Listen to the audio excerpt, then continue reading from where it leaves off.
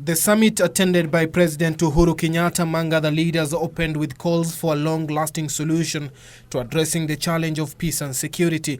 The plenary session, co-chaired by host President Vladimir Putin and President Abdel Fattah el-Sisi of Egypt, the current chairperson of the African Union, saw the leaders anonymously agree that peace and security can only be achieved through mutual trust and deepening of ties between nations.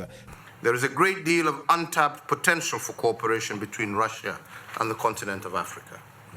And I believe that the renewed Russia-Africa relationship should be guided by four main pillars, namely, the need to achieve a shared prosperous future, the imperative to strengthen collective security, the necessity to address global threats, and the urgency to restore multilateralism.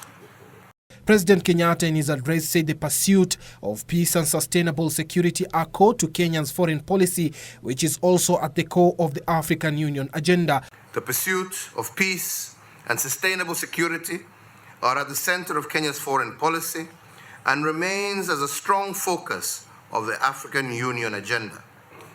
Unfortunately, the world and Africa continue to face growing threats of transnational security challenges manifested through piracy, terrorism, cybersecurity, and trafficking. While expressing his gratitude to Russia for its support to Africa's peacekeeping efforts, he urged Russia to use its influence to ensure that AMISOM gets UN funding. I note with appreciation Russia's support to Africa's peacekeeping efforts, and particularly your country's contribution to the formation and strengthening of the African mission in Somalia, AMISOM. We urge Russia to lobby the United Nations to allow the UN assessed funding for AMISOM.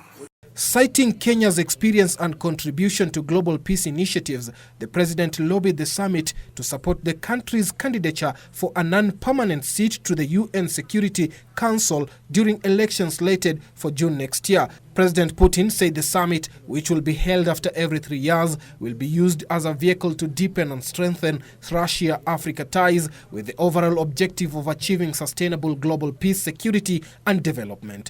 We are in favor of enhancing the role of African states in settling local conflicts. At the same time, we always follow the principle African solutions to African problems. Suleiman Yeri, Channel 1 News.